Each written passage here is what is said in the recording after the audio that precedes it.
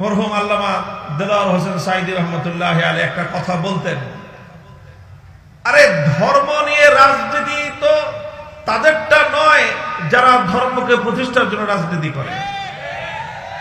আলহামদুলিল্লাহ আমরা তো আল্লাহর জমিনে আমাদের ওপেন বক্তব্য, পরিষ্কার ঘোষণা, জীবনের লক্ষ্য আমাদের আল্লাহর জমিনে আল্লাহর দ্বীনকে জিন্দা করব, আল্লাহর জমিনে আল্লাহর দ্বীনকে বিজয়ী করব, আল্লাহর জমিনে কোরআনী শাসন কায়েম করব, আল্লাহর জমিনে খেলাফত কায়েম করব। সেজন্য যদি জীবন দিতে হয়, জীবন দেওয়াকে সৌভাগ্য মনে করব, রক্ত দিতে হলে রক্তের গঙ্গা প্রবাহিত করব, সন্তানদেরকে ইতিম করতে হলে সন্তানরা ইতিম হবে, স্ত্রীদেরকে বিধবা করতে হলে তারা বিধবা হবে। জীবনের বিনিময়ে আল্লাহর জমিনে কোরআনের রাহ কায়েম হওয়া, এটাই আমাদের চূড়ান্ত স্বপ্ন।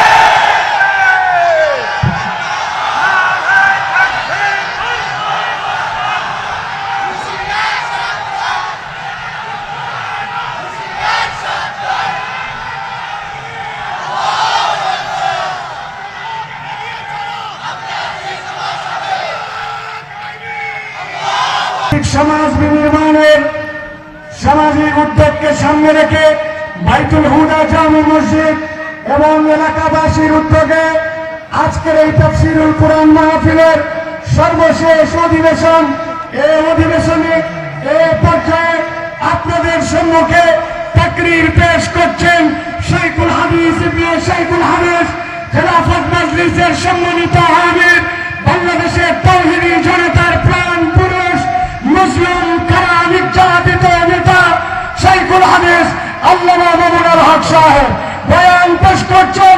আল্লামা মামুনুল হক সাহেব লিল্লাহ তাকবীর, লিল্লাহ তাকবীর। আল কোরআনের আলো, আল হাদিসের আলো, তোমার নেতা আমার নেতা, তোমার নেতা আমার নেতা, আলেম উলামা যেখানে, আল্লাহর আইন যেখানে, লিল্লাহ তাকবীর। আমি মুহতারাম মেহমানকে তার গুরুত্বপূর্ণ নসিহা পেশ করার জন্য গ্রামবাসীর পক্ষ থেকে অনুরোধ জানাচ্ছি। উত্তর পাশে আমাদের 2 নম্বর মাঠ বানানো আছে, যারা জায়গা পান নাই এখানে চলে আসবেন, আর কোনো কথা হবে না। আসসালামু আলাইকুম ওয়া রাহমাতুল্লাহ। ইন্নাল হামদালিল্লাহ নাহমাদুহু ওয়া নাস্তাঈনুহু ওয়া নাস্তাগফিরুহু ওয়া নু'মিনু বিহি ওয়া নাতাওয়াক্কালু আলাইহি ونشهد أن لا إله إلا الله وحده لا شريك له ونشهد أن سيدنا ومولانا محمدا عبده ورسوله صلى الله تعالى عليه وعلى آله وأصحابه وبارك وسلم تسليما كثيرا. أما بعد فأعوذ بالله من الشيطان الرجيم.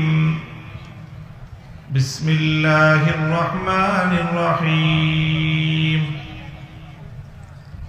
ألم تر إلى الذين يزعمون أنهم آمنوا بما أنزل إليك وما أنزل من قبلك يريدون أن يتحاكموا إلى الطاغوت وقد أمروا أن يكفروا به ويريد الشيطان أن يضلهم ضلالا بعيدا. بارك الله لنا ولكم في القرآن العظيم ونفعنا وإياكم بالآيات والذكر الحكيم. اللهم صل على محمد وعلى آل محمد كما صليت على إبراهيم وعلى آل إبراهيم إنك حميد مجيد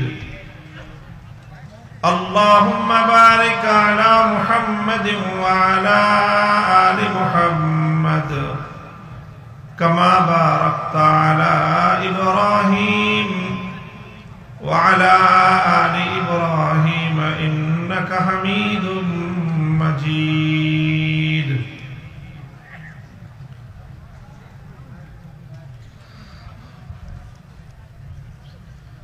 محترم حضرات উলামায়ে কেরাম, সম্মানিত শ্রদ্ধাভাজন আমার মুরব্বী সাহেবান, সমবেত ইসলাম প্রিয়, কোরআন প্রেমিক, নবী প্রেমিক, তাওহীদি মুসলমান ভাই ও বন্ধুগণ, পর্দার অন্তরালে অবস্থানরত আমার সম্মানিত মা ও বোনেরা,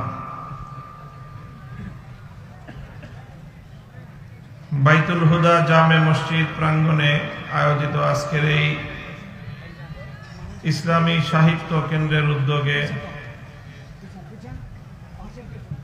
আয়োজিত আজিমুস-শান ইসলামী মহাসম্মেলনে উপস্থিত আল্লাহ পাক রব্বুল আলামিন আমাদের যাদেরকে তৌফিক দিয়েছেন এখানে সমবেত হওয়া, আল্লাহ পাক রব্বুল আলামিনের বড়ই মেহেরবানি। এমন একটি সুন্দর আয়োজন, সুন্দর একটি উদ্যোগের সাথে আমরা সম্মিলিত হতে পেরেছি, শরীক হতে পেরেছি। এই জন্য আল্লাহর দরবারে কালেমাতুশ শুকরের হাদিয়া পেশ করি আলহামদুলিল্লাহ। বাংলাদেশের একজন বরেণ্য ইসলামিক আলোচক, আলেমে দ্বীন, বন্ধুবর হযরত মাওলানা আব্দুল হাই মোহাম্মদ সাইফুল্লাহ, তার আমন্ত্রণেই মূলত আজকে আপনাদের এখানে আমার আসার সুযোগ হয়েছে। এখানে তিনি আরো অনেক বড় বড় উলামায়ে কেরামকে, ব্যক্তিত্বকে তিনি উপস্থিত করেছেন আপনাদের সম্মুখে। আপনাদের এই অঞ্চলের মানুষের জন্য এটা একটা আনন্দের উপলক্ষ। জনাব শেখ আহমদুল্লাহ হাফিজাহুল্লাহ তাআলা ওয়া রাআহ এতক্ষণ পর্যন্ত আপনাদের সম্মুখে অত্যন্ত জ্ঞানগর্ভ আলোচনা পেশ করেছেন। এছাড়াও আরো অন্যান্য উলামায়ে কেরাম এসেছেন। তো একজন আলেমে দ্বীন যদি একটি উদ্যোগ গ্রহণ করে এবং সেই এলাকার মানুষ যদি তাকে সহযোগিতা করে, তাহলে উলামায়ে কেরাম এ জাতিকে সুন্দর সমাজ বিনির্মাণে যে সুচারু নেতৃত্ব দিতে পারে, সেটা অন্য কোন সম্প্রদায়ের পক্ষে সম্ভব নয়। আপনাদের এই আদমদিঘির এই গ্রামের মানুষ, আপনাদের গ্রামের নাম হলো চাটখৈর। তো আপনারা সেই দৃষ্টান্ত স্থাপন করেছেন। আশা করি এভাবেই আমরা বৃহত্তর পর্যায়ে, রাষ্ট্রীয় পর্যায়ে এবং বৈশ্বিক পর্যায়ে নতুন বিপ্লব আনার যে স্বপ্ন দেখছি, ইনশাআল্লাহ সেই বিপ্লব তো সাধিত হবেই, সন্দেহের কোনো অবকাশ নেই। কামা আন্না দুনাল ইয়াউমি আল গাদ, আজ রাত অবসান হওয়ার পর যেরকম আগামীকাল প্রত্যুষে সূর্যের উদয় ঘটবে, নতুন আলো উদ্ভাসিত হবে, নতুন দিন আসবে, এ কথায় যেরকম সন্দেহের কোনো অবকাশ নেই। সারা পৃথিবী জুড়ে বিস্তৃত বর্তমান এই জাহেলিয়াতের কবর রচিত হয়ে তার ধ্বংসস্তূপের উপর ইসলামের বিজয়ের পতাকা উঠবে, রুখবার সাধ্য পৃথিবীর কোন শক্তির হবে না ইনশাআল্লাহ। এবং পৃথিবীতে তার দিকে দিকে পূর্বাভাস শুরু হয়েছে, অগ্রাভিযান শুরু হয়ে গিয়েছে ইনশাআল্লাহ। তো এভাবে আমরাও আমাদের অঞ্চল থেকে, আমাদের এই জনপদ থেকে ছোট ছোট মসজিদ ভিত্তিক সমাজ গড়বার যে আহ্বান, যে দাওয়াত, মসজিদ মুসলমানদের সকল কাজের কেন্দ্রবিন্দু। এই মসজিদ ভিত্তিক সমাজ যদি আমরা নির্মাণ করতে পারি আজকে ক্ষুদ্র পরিসরে, এটাই আগামী দিনে বৈশ্বিক পরিসরে ইসলামের বিজয়ের প্রথম ধাপ হিসেবে বিবেচিত হবে ইনশাআল্লাহ। আল্লাহ পাক রব্বুল আলামিন আপনাদেরকে কবুল করুন, আপনাদের এই উদ্যোগকে আল্লাহ পাক সাফল্যমণ্ডিত করুন। মুহতারাম হাজিরিন, আমি আপনাদের সম্মুখে কোরআনে কারীমের সূরাতুন নিসার ৬০ নম্বর আয়াতটুকু তেলাওয়াত করেছি। সংক্ষিপ্তভাবে এই আয়াতের উপর কিছু আলোকপাত আমি করব আপনাদের সম্মুখে। আপনারা যেমনটা জানেন, আমার আলোচনার অনেকেই শুনে থাকেন। বর্তমান মিডিয়া এবং সামাজিক যোগাযোগ মাধ্যমের কল্যাণে সামনাসামনি দেখা হোক বা না হোক, যারাই কথাবার্তা বলি আমরা কিছু মানুষের সামনে, আমাদের আলোচনা শুনে আপনারা অভ্যস্ত। আপনারা জানেন যে একটা বিষয় আমার আলোচনার মধ্যে প্রাধান্য পায়, সেই বিষয়টা হলো রাষ্ট্র এবং রাজনীতি। আমি রাষ্ট্র এবং রাজনীতি নিয়ে কিছু কথা আমার আলোচনার মধ্যে থাকেই, এবং এটা আমি পরিকল্পিতভাবে এবং এটা আমি টার্গেটকৃতভাবেই বলে থাকি, ইচ্ছাকৃতভাবেই বলে থাকি। আমার এই কথাগুলো বিপুল পরিমাণ ধর্মপ্রাণ মুসলমানদের মধ্যে যেরকম উদ্দীপনা তৈরি করে, উৎসাহ জাগায়, আবার অনেক মানুষের মধ্যে এক ধরনের বিরক্তি অথবা অ্যালার্জির চুলকানির উপদ্রব তৈরি করে।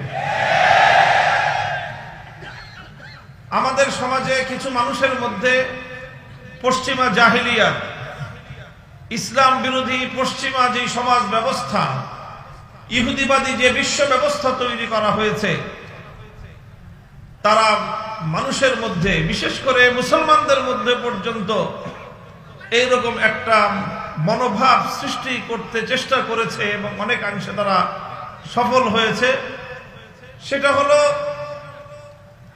যে কোরআনের কথা বলবেন, ধর্মের কথা বলবেন, নামাজের কথা বলবেন, রোজার কথা বলবেন, হজ যাকাতের কথা বলবেন, পর্দা পশিদার কথা বলবেন, হুজুররা সব কিছু বলবেন, কিন্তু রাজনীতি নিয়ে কোনো কথা বলবেন না। এই যে কথাটা, অর্থাৎ রাজনৈতিক বিষয় নিয়ে কোনো কথা বলতে গেলে আলেম ওলামাদের কাছ থেকে রাজনীতির কোনো কথা এক শ্রেণীর মানুষ শুনতে চায় না। শুনতে তো চাইবে দূরের কথা, বলতে চাইলে কণ্ঠ চেপে ধরবার চেষ্টা করা হয়। এটার বিরুদ্ধে আমাদের লড়াই, এই জাহিলিয়াতের বিরুদ্ধে আমাদের যুদ্ধ, এই জাহিলিয়াতের বিরুদ্ধে সংগ্রাম করে এই জাহিলিয়াত উৎখাত করাটাই হলো আমাদের মঞ্জিলে মাকসাদ।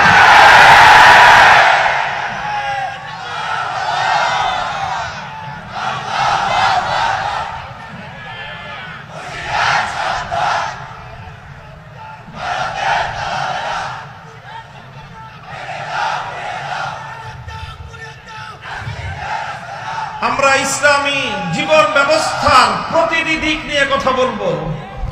ওলামায়ে কেরামের দায়িত্ব ইসলামের প্রতিটি শাখা প্রশাখা বিষয়ে মানুষকে সচেতন করা, মানুষকে সজাগ করা, কোরআন এবং হাদিসের দিক নির্দেশনা মানুষের সামনে তুলে ধরা, এটা আলেম ওলামাদের ঐতিহাসিক জিম্মাদারি।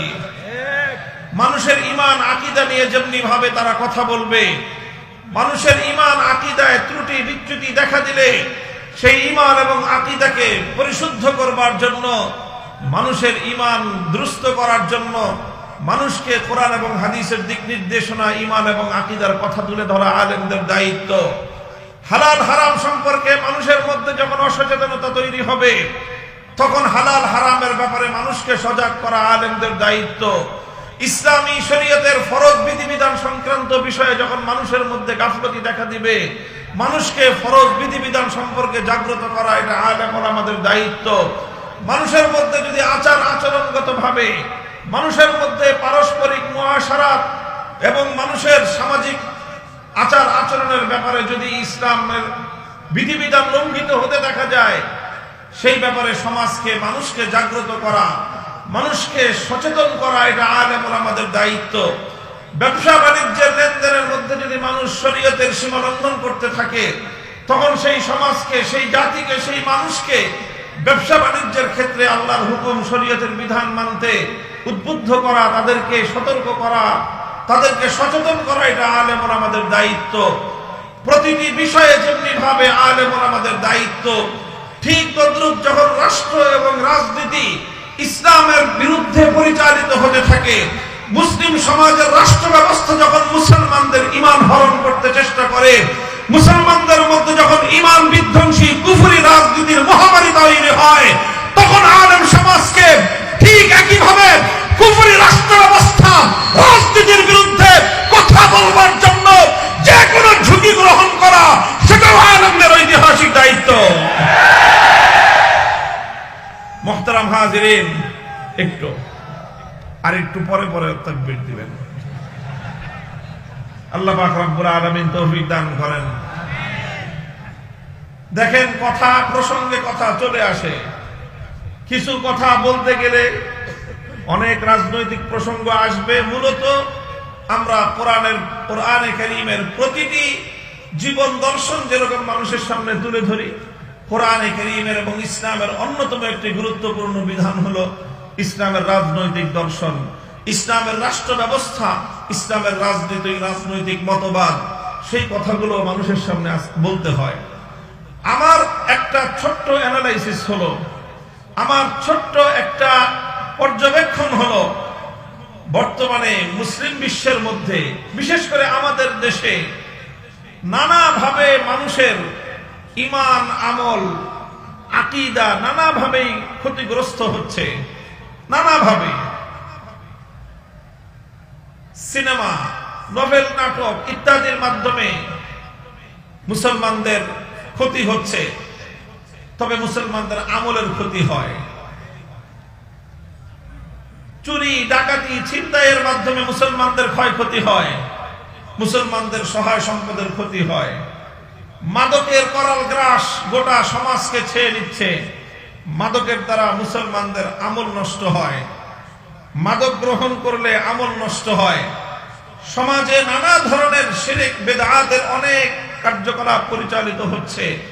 এই সমস্তের দ্বারা সমাজ, মুসলমানদের সুন্নতের উপর আমলের যেই বিধিবিধান, সেটা ক্ষতিগ্রস্ত হয়। তবে সবচেয়ে বেশি ভয়ঙ্কর যে প্রবণতা মুসলমানদের মধ্যে পরিচালিত, যেটার দ্বারা মুসলমানদের ঈমান নষ্ট হয়, তার মধ্যে সবচেয়ে উল্লেখযোগ্য বিষয় হলো বর্তমান প্রচলিত পশ্চিমা রাজনীতি ব্যবস্থা। সেই রাজনীতির মাধ্যমে সবচেয়ে বেশি মুসলমানদের ঈমান হরণ হয়। অথচ এই বিষয়ে আমরা অনেকটাই নীরব দর্শকের ভূমিকা পালন করি। আল্লাহ পাক রব্বুল আলামিন এই রাজনৈতিক আক্রমণ থেকে মুসলমানদের ঈমান এবং আমলকে হেফাজত করেন। মুহতারাম হাজিরিন, এই যে একটা রাজনৈতিক পট পরিবর্তন বাংলাদেশে ঘটেছে, 16 বছরের ফ্যাসিবাদ, স্বৈরতন্ত্র, এই দেশের মানুষের বুকের উপর চেপে বসা একটা জগদ্দল পাথর আল্লাহ পাক রব্বুল আলামিনের সাহায্যে অপসারিত হয়েছে। এদেশের মানুষ মুক্ত বাতাসে নিঃশ্বাস গ্রহণ করার সুযোগ পেয়েছে। ফালিল্লাহিল হামদু আলা যালিক। আমরা আল্লাহ পাকের শুকরিয়া আদায় করি। এখন একটা নতুন আলোচনা, নতুন একটা কথা আসতেছে। এই বিদায়ী ফ্যাসিবাদী, আর কথা রাগঢাক রেখে বলে লাভ কি, আওয়ামী লীগের কথাই বলতেছি।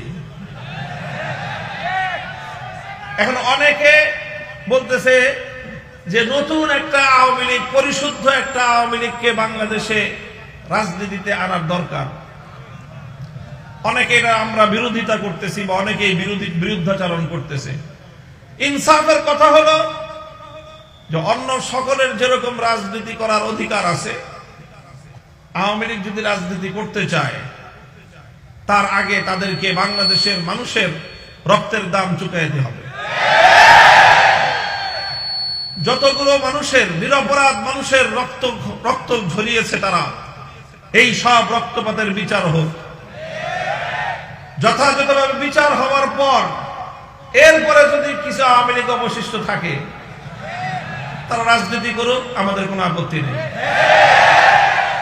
তবে আমি যতটুকু দেখেছি 2009 সাল থেকে নিয়ে 2024 সাল পর্যন্ত, মধ্যখানে 2013 সালের শাপলা চত্বর, 2021 সালের ব্রাহ্মণবাড়িয়ার শহীদ শাহাদাতের ঘটনা, এই সকল শাহাদাত এবং এই হত্যাযজ্ঞের সঙ্গে জড়িত মানুষগুলোকে যদি যাচাই বাছাই করে বিচারের কাঠগড়ায় দাঁড় করানো হয়, বাংলাদেশের কোন একটা ইউনিয়ন ওয়ার্ড পর্যায়ের আওয়ামী লীগের কোন নেতা অবশিষ্ট থাকবে বলে আমার মনে হয়। 2013 সালের 5ই মে যখন শাপলা চত্বরে রাতের গভীরে নবী প্রেমিক তৌহিদি জনতার বুকের উপর বুলেটের আঘাতে বুলেটের বৃষ্টি বর্ষণ করা হয়, সেই ঘটনার প্রত্যক্ষদর্শী ছিলাম আমরা, তার প্রত্যক্ষ আক্রমণের শিকার ছিলাম আমরা।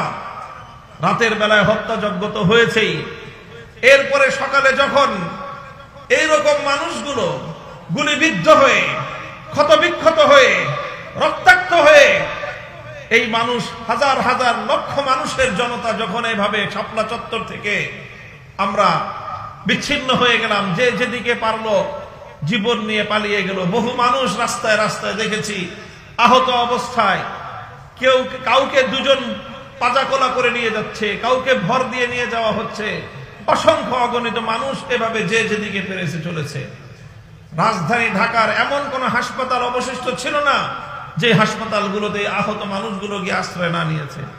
প্রতিটি হাসপাতালে কিছুক্ষণের মধ্যেই দুর্বৃত্ত, সেই সময়কার ক্ষমতাসীন দলের দুর্বৃত্তরা প্রতিটি হাসপাতালে গিয়ে রেড দিয়েছে এবং কোথাও কোনো হাসপাতালে শাপলা চত্বরের আহত সেই নবী প্রেমিক জনতা চিকিৎসা গ্রহণ করবার সুযোগ পর্যন্ত পায় নাই। হাসপাতালগুলোতে গিয়ে সেই আহত অর্ধমৃত মানুষগুলোর উপর নতুন করে টর্চার চালানো হয়েছে। বাংলাদেশের কোথাও কোন bus stand, rail station, launch station, কোন একটা স্টেশন এমন অবশিষ্ট ছিল না যেখানে শাপলা চত্বর থেকে নবী প্রেমিক জনতা যখন নেমেছে, স্থানীয় গুন্ডা পান্ডা নিয়ে আওয়ামী নেতারা তৌহিদি জনতার উপর হামলা না চালিয়েছে। এরপরে 2024-এর জুলাই আগস্টে ওপেন সারা দুনিয়ার মানুষের কাছে অজস্র অগণিত প্রমাণ, শুধু বাংলাদেশের মিডিয়া নয়, সামাজিক যোগাযোগ মাধ্যম, আন্তর্জাতিক পর্যায় পর্যন্ত, জাতিসংঘ পর্যন্ত সকলের কাছে তার প্রত্যক্ষ দৃষ্টান্ত বিদ্যমান। অসংখ্য অগণিত বুলেটের আঘাত এবং প্রতিটি তৃণমূল পর্যায়ের ছাত্রলীগ, যুবলীগ, আওয়ামী লীগের নেতারা তারা ওপেন খোলা মাঠে বন্দুক নিয়ে, রিভলভার নিয়ে ছাত্র জনতার বিরুদ্ধে, তৌহিদি জনতার বিরুদ্ধে বুলেটের আঘাত ছুড়ে মেরেছে। এইভাবে যদি বিচার করা হয়, এই সকল ডকুমেন্টগুলোর উপর ভিত্তি করে যদি জুলাই হত্যাকাণ্ড, 2021-এর হত্যাকাণ্ড, 13 সালের হত্যাকাণ্ডের যদি বিচার করা হয়, তাহলে একজনে বলেছে 300 আসনে নির্বাচন করার প্রার্থী পাওয়া কঠিন হবে আওয়ামী লীগের। এরপরে যদি পাওয়া যায় করুক নির্বাচন, যদি এই সব বিচার হওয়ার পরে যদি আওয়ামী লীগ রাজনীতি করতে চায় করুক। আমি দেখেন এই সমস্ত কথাগুলি বলা আমার উদ্দেশ্য নয়, পরে যে কথাটা এখন বলতেছি সেটা বলা হলো আমার উদ্দেশ্য। আওয়ামী লীগ যদি রাজনীতি করতে চায় করবেন, তাহলে একটা কথা আমাদের পক্ষ থেকে, আলেম সমাজের পক্ষ থেকে আমি দ্ব্যর্থহীন ভাষায় তাদেরকে বহুবার বলেছি, আজও আপনাদের মাধ্যমে তাদের কর্ণকুহরে আওয়াজ পৌঁছে দিতে চাই। তোমাদেরকে একটা বিষয় সংশোধন করে আগামীর বাংলাদেশের রাজনীতির মাঠে নামতে হবে।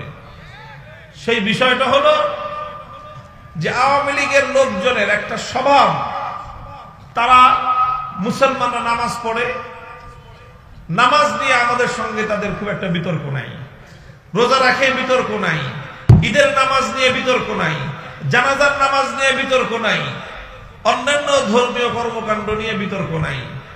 যখনই আমরা রাষ্ট্রে ইসলামী রাষ্ট্র প্রতিষ্ঠার দাবি তুলি, যখনই আমরা ইসলামী রাজনীতির কথা বলতে চাই, যখনই আমরা ইসলামী রাষ্ট্র প্রতিষ্ঠার কথা বলতে চাই, তখন তারা আমাদের কণ্ঠ চেপে ধরার চেষ্টা করে। ইসলামী রাজনীতিকে তারা বন্ধ করার, ইসলামী রাজনৈতিক যে কোনো তৎপরতার তারা টুটি চেপে ধরবার চেষ্টা করে। এটা হলো আওয়ামী লীগের সবচেয়ে বড় বিরোধ ইসলামপন্থীদের সঙ্গে। তারা ইসলামের রাজনৈতিক উত্থানকে সহ্য করতে পারে না, ইসলামী রাষ্ট্র প্রতিষ্ঠার চেষ্টাকে তারা সহ্য করতে পারে না। বরং তারা সবচেয়ে জঘন্য যে কাজটা করে সেটা হলো ইসলামী রাজনীতি যারা করে, ইসলামী রাষ্ট্র প্রতিষ্ঠার রাজনীতি যারা করে, তাদের এই রাজনৈতিক তৎপরতাকে ধর্ম ব্যবসা বলে আখ্যায়িত করে। মুহতারাম হাজিরিন, মরহুম আল্লামা দেলাওয়ার হোসেন সাঈদী রহমতুল্লাহি আলাইহি একটা কথা বলতেন, আরে ধর্ম নিয়ে রাজনীতি তো তাদেরটা নয় যারা ধর্মকে প্রতিষ্ঠার জন্য রাজনীতি করে।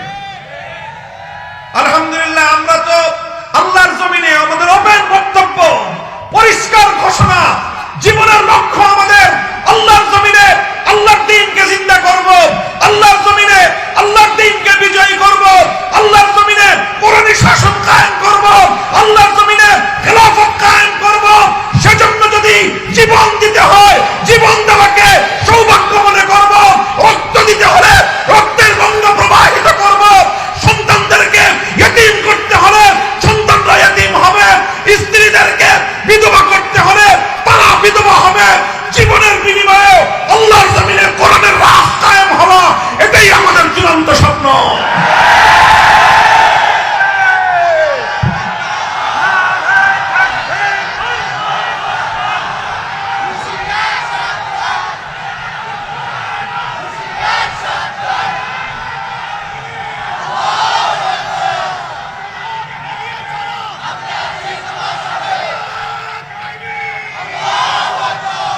এটা তো আমাদের পরিষ্কার কথা।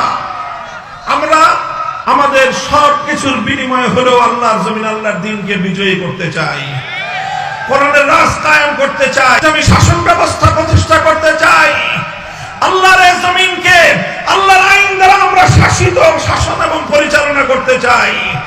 আল্লাহর পক্ষ থেকে আমাদেরকে যে খেলাফতের মহান জিম্মাদারি দেওয়া হয়েছে, সেই খেলাফতের দায়িত্বে সারা পৃথিবীতে আমরা আল্লাহ পাক রব্বুল আলামিনের খেলাফতের শুনানি শাসন ফিরিয়ে আনতে চাই।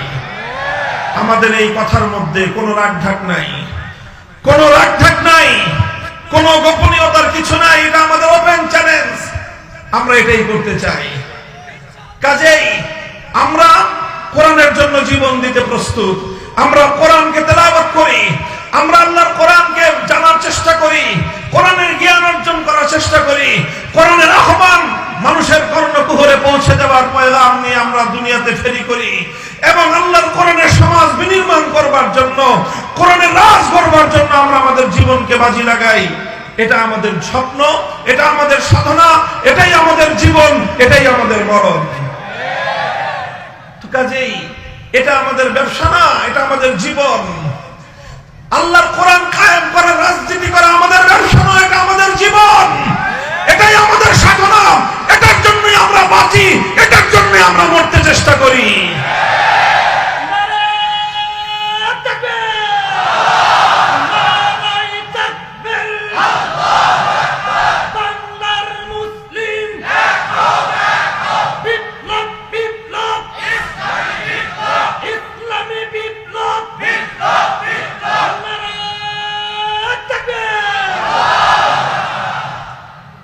তবে ইসলাম নিয়ে ব্যবসা করে এক শ্রেণীর মানুষ আছে, ধর্ম নিয়ে ব্যবসা করে এক শ্রেণীর মানুষ আছে। এরা কারা? ধর্ম নিয়ে ব্যবসা করে তারা নির্বাচন আসলে যারা মাথায় পট্টি বাঁধে, নির্বাচন আসলে যারা হাতে তসবিহ নেয়, নির্বাচন আসলে যারা মাথায় টুপি পরে মসজিদের মধ্যে গিয়ে মুসল্লিদের সঙ্গে কোরআনের পক্ষে থাকবার জন্য প্রত্যয় ব্যক্ত করে, আবার নির্বাচনের মাধ্যমে মানুষের ভোটটাকে ধোঁকা দিয়ে আদায় করবার পর, নির্বাচিত হয়ে যাওয়ার পর আল্লাহর কোরআনের বিরুদ্ধে যারা আইন তৈরি করে, ধর্ম নিয়ে ব্যবসা তারা করে যারা কোরআনের কথা বলে ক্ষমতায় আসবার পর আল্লাহর কোরআনকে উৎখাত করার জন্য তারা আইন তৈরি করে, রাজনীতি করে। আমরা ধর্ম নিয়ে ব্যবসা করি না, আমরা ধর্মের রাজনীতি করি। আমরা ইসলাম নিয়ে ব্যবসা করি না, আমরা ইসলামের রাজনীতি করি। এই কথাটা আমি অত্যন্ত আন্তরিকতার সাথে আওয়ামী লীগের অবশিষ্ট নেতা কর্মীদেরকে বলবো, আগামী দিনে যদি বাংলাদেশে রাজনীতি করতে হয় আপনাদের এই মনোভাব এবং এই দৃষ্টিভঙ্গি পরিবর্তন করবেন যে ইসলামী রাজনীতিকে ধর্ম ব্যবসা বলা হয় না। ধর্ম ব্যবসা বলা হয় যারা ধর্ম করে না, যারা ইসলামকে মানে না, অথচ ইসলামকে তারা মানুষের সামনে নিজের অচল মালকে পরিচালিত করবার জন্য, নিজের অবৈধ উদ্দেশ্য চরিতার্থ করার জন্য ইসলামের নামকে যারা স্বার্থ হিসেবে ব্যবহার করে, তারা ধর্ম নিয়ে ধর্মের ব্যবসা করে। এই কথাটা বললাম এই জন্য যে এই যে জায়গাতে আমাদের সঙ্গে যে তাদের বিরোধ, এই বিরোধ যতদিন পর্যন্ত তারা তাদের এই জায়গাটাকে, তাদের এই দৃষ্টিভঙ্গিকে সংশোধন না করবে, আমাদের সঙ্গে আপোষ হওয়ার কোনো সুযোগ নাই। এই প্রসঙ্গে সর্বশেষ কথা হলো আমার এই আওয়ামী লীগের সঙ্গে রাজনীতি করতে করতে এই সমস্যা আস্তে আস্তে ধীরে ধীরে বিএনপির রাজনীতি যারা করেন তাদের মধ্যে সংক্রমিত হইতেছে। আমি পরিষ্কার পয়গাম দিয়ে দিতে চাই, পরিষ্কার এই বার্তা আমাদের পক্ষ থেকে দিয়ে দিতে চাই, যদি আমাদের রাজনৈতিক দর্শন নিয়ে, আমাদের কোনো পদক্ষেপ নিয়ে, আমাদের কোনো ভূমিকা নিয়ে আপনাদের কোনো আপত্তি থাকে সমালোচনা করবেন, কিন্তু ইসলামী রাজনীতিকে ধর্ম ব্যবসা বলে কটাক্ষ যেন আপনাদের কেউ না করে। যদি আপনাদের কোনো নেতা, আপনাদের কোনো দায়িত্বশীল ইসলামী রাজনীতিকে যদি ধর্ম ব্যবসা বলে কটাক্ষ করার চেষ্টা করে, আপনাদের সঙ্গে আওয়ামী লীগের মতো আচরণ করতে আমরা দুইবার ভাববো না।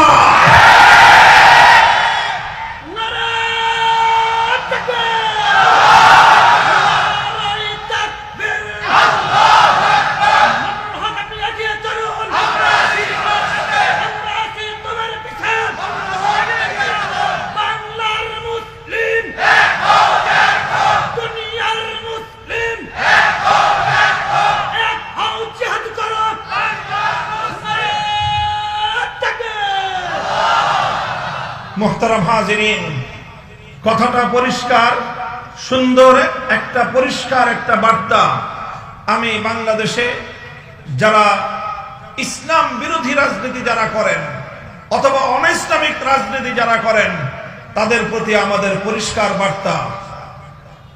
এখন মুখে কথা বলছি, সুন্দরভাবে বুঝিয়ে বলছি, যদি আপনি ইসলামের বিরুদ্ধাচরণ করতে চান, গণতান্ত্রিক দেশে ইসলামের বিরুদ্ধাচরণ করতে পারেন।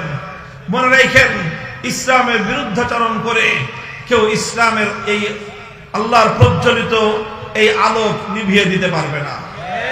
ইসলামের জন্মের প্রথম দিন থেকে ইসলামের বিরুদ্ধাচরণ করা হয়েছে, সকল বিরুদ্ধবাদীরাই একদিন ধ্বংস হয়ে গেছে। ইসলাম তার স্বমহিমায় পৃথিবীতে তার আলো বিকিরণ করেই গিয়েছে। আজও আপনি চাইলে আপনি ইসলামের বিরুদ্ধাচরণ করতে পারেন, কিন্তু ইসলাম প্রতিষ্ঠার রাজনীতিকে ধর্ম ব্যবসা বলে কটাক্ষ করবার চেষ্টা করবেন না।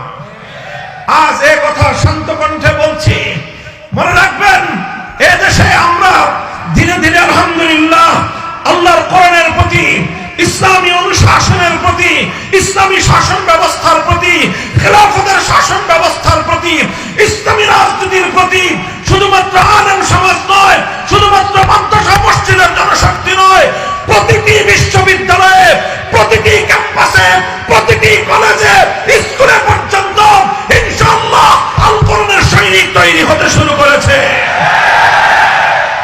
আমরা ইসলামী রাজনীতির এই আহ্বান সমাজের প্রতিটি মানুষের কাছে পৌঁছে দিতে চাই। সমালোচনা করতে হয়, করবেন।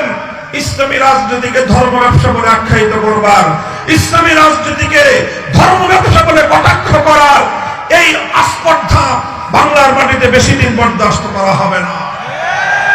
ইসলামী রাজনীতির বিরুদ্ধে কেউ যদি কটাক্ষ করে, সরাসরি না ইসলামের অবমাননা।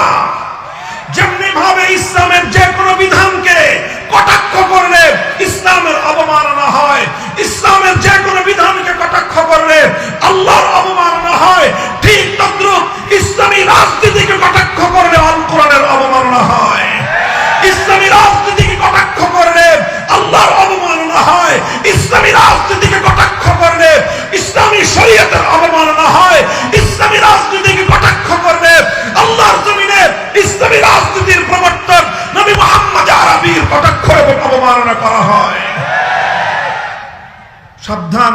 হুঁশিয়ার, এটা ঈমানের সঙ্গে জড়িত একটা প্রশ্ন। আল্লাহ পাক রব্বুল আলামিন সকলকে বুঝবার তৌফিক দান করেন। আমি কোরআনে কারীমের যে আয়াত তেলাওয়াত করেছিলাম সেই আয়াতের আলোচনার দিকে যেতেই পারলাম না। দীর্ঘ আলোচনা আমি করব না। কোরআনে কারীমের সূরাতুন নিসার মধ্যে ৬০ নম্বর আমার তেলাওয়াতকৃত আয়াতে আল্লাহ পাক রব্বুল আলামিন একটি প্রশ্ন রেখেছেন। বিস্ময়কর, বিস্ময়াভিভূত হয়ে বিস্ময়ের সঙ্গে আল্লাহ পাক রব্বুল আলামিন আশ্চর্য বোধ করে একটি প্রশ্ন রেখেছেন। আল্লাহ বলেন, আলাম তারা ইলাল্লাযীনা ইয়াজউমুনা আন্নাহুম আমানু বিমা উনজিলা ইলাইকা ওয়া মা উনজিলা মিন ক্বাবলিক يريدون أن يتحاكموا إلى الطاغوت وقد أمروا أن يكفروا به ويريد الشيطان أن يضلهم ضلالا بعيدا।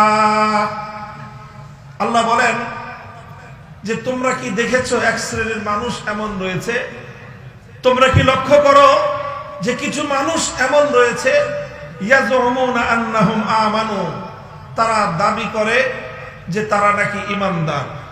তারা কি দাবি করে? কি দাবি করে? তারা নিজেদেরকে ঈমানদার বলে দাবি করে। ইয়াজউমুন অর্থই হলো ইয়াদউন, তারা নিজেদেরকে ঈমানদার বলে দাবি করে। অথচ আল্লাহর কোরআন বলতেছে, অথচ ইউরিদুনা আন ইয়াতাহাকামু ইলা আত-তাগুত ওয়া ক্বাদ উমিরু আন ইয়াকফুরু বিহ। নিজেদেরকে তারা ঈমানদার বলে দাবি করে, অথচ তারা তাগুতের কাছে বিচার চায়, তারা তাগুতের কাছে ফয়সালা জানতে চায়, তারা তাগুতের সিদ্ধান্ত জানতে চায়। অথচ আল্লাহর পক্ষ থেকে সমস্ত মানব জাতিকে স্পষ্ট বার্তা দিয়ে দেওয়া হয়েছে যে তোমরা তাগুতকে অস্বীকার করো। কোরআনে কারীমের এই আয়াত, সূরাতুন নিসার এই আয়াত স্পষ্ট ভাষায় মানব জাতির কাছে একটা বার্তা তুলে ধরে। সেই বার্তাটা হলো এই, যারা তাগুতকে বিশ্বাস করে, যারা তাগুতের সিদ্ধান্ত মানবার জন্য প্রস্তুত হয়, তারা আর কিছু হলেও হতে পারে, হাজি হতে পারে, গাজী হতে পারে, পাজি হতে পারে, কিন্তু ঈমানদার হতে পারে না। আল্লাহর কোরআনের বার্তা হলো এই যে তুমি তাগুতের কাছে ফয়সালা চাইবা, তাগুতের কাছে সিদ্ধান্ত জানতে চাইবা, তাগুতের বিচার মানবা, আবার নিজেকে ঈমানদারও মনে করবা। এই দুটো কোশ্চেন কেন একত্রিত হতে পারে না? কোরআনে কারীমের বহু আয়াত একইভাবে আল্লাহ পাক রব্বুল আলামিন তাগুতের প্রতি ঈমানদারদেরকে চূড়ান্তভাবে তাগুতকে বর্জন করতে বলা হয়েছে। সূরাতুল বাকারার মধ্যে আল্লাহ পাক রব্বুল আলামিন স্পষ্ট ভাষায় বলেছেন, আল্লাহ পাক রব্বুল আলামিন কোরআনে কারীমের বিভিন্ন জায়গায় তাগুত সম্পর্কে পরিষ্কার বার্তা দিয়েছেন। আল্লাহ বলেছেন, আল্লাযীনা আমানু ইউকাতিলুনা ফী সাবিলিল্লাহ ওয়াল্লাযীনা কাফারু ইউকাতিলুনা ফী সাবিলিত তাগুত। আল্লাহ বলেন, যারা ঈমানদার তারাও লড়াই করে, যারা বেঈমান তারাও লড়াই করে। ঈমানদাররা লড়াই করে আল্লাহর পথে, বেঈমানরা লড়াই করে তাগুতের পথে। সুতরাং আল্লাহর পথ হলো ভিন্ন, তাগুতের পথ হলো ভিন্ন। আলো এবং অন্ধকার যেমন একাকার হতে পারে না, আসমান আর জমিন যেমন একত্রিত হতে পারে না, ঠিক তেমনি ভাবে আল্লাহর উপর বিশ্বাস এবং তাগুতের উপর আস্থা বিশ্বাস, এই দুটো কোশ্চেন কেন একত্রিত হতে পারে না? যদি আপনি আমি ঈমানদার হতে চাই, মুমিন হতে চাই, তাহলে পরিষ্কার আল্লাহর কোরআন পরিষ্কার সাফ সাফ আমাদেরকে বলে দিয়েছে যে তোমাদেরকে আল্লাহর উপর ঈমানদার হতে হবে, আল্লাহর উপর বিশ্বাসকে অটল এবং অবিচল রাখতে হবে। একই সঙ্গে তাগুতকে তোমার অস্বীকার করতে হবে। তুমি যদি তাগুতকে অস্বীকার করতে না পারো, তাহলে তুমি তোমার ঈমান কোশ্চিনকালে আল্লাহর নিকট গ্রহণযোগ্য হতে পারে না। প্রশ্ন আসতে পারে, তাগুত কাকে বলা হয়? খুব সংক্ষিপ্ত আলোচনার মাধ্যমে আমি আপনাদের সম্মুখে তাগুতের সংক্ষিপ্ত পরিচয় তুলে ধরবো। এটাই আমার আলোচনার সর্বশেষ পয়েন্ট। মুহতারাম হাজিরিন, যুগে যুগে কোরআনে কারীমের যত মুফাসসিরিনগণ তাফসীর লিখেছেন, কোরআনে কারীমের তাফসীর করেছেন, তারা সকলেই তাগুতের পরিচয় তুলে ধরেছেন। সকল মুফাসসিরিনদের আলোচনাকে যদি একত্রিত করা হয়, তাগুত সম্পর্কে মুফাসসিরিনগণ যেই ব্যাখ্যা, যেই বিশ্লেষণ, তাগুতের যেই ডেফিনিশন এবং তার যে সংজ্ঞা তুলে ধরেছেন, তার সারমর্ম হলো এই: তাগুত কাকে বলা হয়? তাগুত বলা হয় আল্লাহ পাক রব্বুল আলামিনের জন্য যেই স্থান, যেই আসন নির্ধারিত, আল্লাহর জন্য যেই মর্যাদাটা নির্ধারিত, আল্লাহর জন্য নির্ধারিত আসন যদি কোনো গায়রুল্লাহকে দেওয়া হয়, কোন গায়রুল্লাহকে যদি আল্লাহর জন্য নির্ধারিত আসনে বসানো হয়, সেই গায়রুল্লাহকেই বলা হয় তাগুত। কথা বোঝা গেল?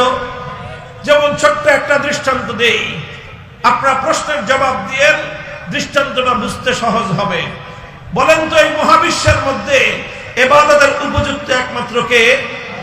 আরো জোরে বলেন, মহাবিশ্বের মধ্যে ইবাদতের উপযুক্ত একমাত্র কে?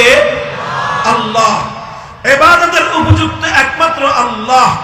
এখন এই আল্লাহর জন্য যেই ইবাদত, সেই ইবাদত যদি আল্লাহর জন্য না করে কোন গায়রুল্লাহর জন্য কেউ ইবাদত করে, তাহলে যেই গায়রুল্লাহর জন্য ইবাদত করা হবে সেই গায়রুল্লাহকে বলা হয় তাগুত। আরো স্পেসিফিক দৃষ্টান্ত বুঝেন, যেরকম কোরআনে কারীমের মধ্যে সে যুগের কথা বলা হয়েছে, সেই যুগে কিছু মানুষ আল্লাহকে বাদ দিয়ে লাত, মানাত, উজ্জা, হুবাল এই সকল দেবদেবতার পূজা করত, এই সকল দেবদেবতার ইবাদত করত। ইবাদতের উপযুক্ত একমাত্র কে? জোরে বলেন, কে? যখনই কোনো মানুষ আল্লাহকে বাদ দিয়ে লাত, মানাত, উজ্জা, হুবাল দেবতার ইবাদত করলো, তখন লাত, মানাত, উজ্জা, হুবাল এই দেবতাগুলোকে আল্লাহর জন্য নির্ধারিত আসনে সমাসীন করা হলো। আল্লাহর জন্য নির্ধারিত আসনে সমাসীন যাকেই করা হয় তাকেই তাগুত বলা হয়। যখন কেউ লাতকে পূজা করে তখন লাতকে বলা হয় তাগুত। যখন কেউ মানাতকে পূজা করে মানাতকে বলা হয় তাগুত। যখন কেউ উজ্জা বা হুবালকে পূজা করে তখন উজ্জা বা হুবালকেই বলা হয় তাগুত। বর্তমান যুগের মানুষ লাত, মানাত, উজ্জা, হুবালের পূজা করে না। আজকের যুগের কিছু মানুষ তারা সরস্বতীর পূজা করে, আজকের যুগের কিছু মানুষ দুর্গার পূজা করে, আজকের যুগের কিছু মানুষ তারা কালীর পূজা করে। আল্লাহকে বাদ দিয়ে বিভিন্ন দেবদেবতার পূজা করে। যখনই কোনো মানুষ আল্লাহকে বাদ দিয়ে কোন দেবদেবতাকে পূজা করলো, আল্লাহকে বাদ দিয়ে দুর্গার ইবাদত করলো, তখন দুর্গাকে বলা হয় তাগুত। আল্লাহকে বাদ দিয়ে সরস্বতীর ইবাদত করলো, সরস্বতীকে বলা হয় তাগুত। আল্লাহকে বাদ দিয়ে কালীর ইবাদত করলো, কালীকে বলা হয় তাগুত। অর্থাৎ যে আসন একমাত্র আল্লাহর জন্য নির্ধারিত, সেই আসনে যদি কোনো গায়রুল্লাহকে বসানো হয়, সেই গায়রুল্লাহকেই বলা হয় তাগুত। তাগুতের পরিচয় বুঝতে পারলেন? এতক্ষণ পর্যন্ত আমি যেই তাগুতের কথা বললাম, এটা হলো ইবাদতের ক্ষেত্রে তাগুত। ঈমানের জন্য অপরিহার্য জরুরি বিষয় হলো প্রত্যেকটা মুমিনকে, প্রত্যেক ব্যক্তিকে একত্ববাদ তথা তাওহীদকে বিশ্বাস করতে হবে।